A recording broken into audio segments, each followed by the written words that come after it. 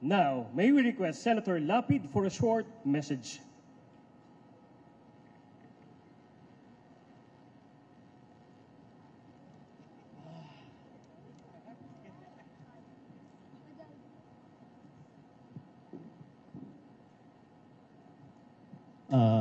Magandang hapon po sa inyong lahat.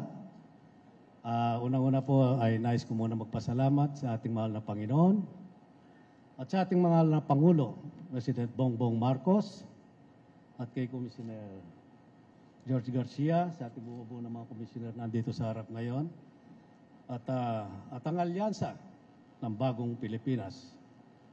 At nagpakasagit at pakasipak si Congressman Toby Janko, ng campaign manager ng alyansa.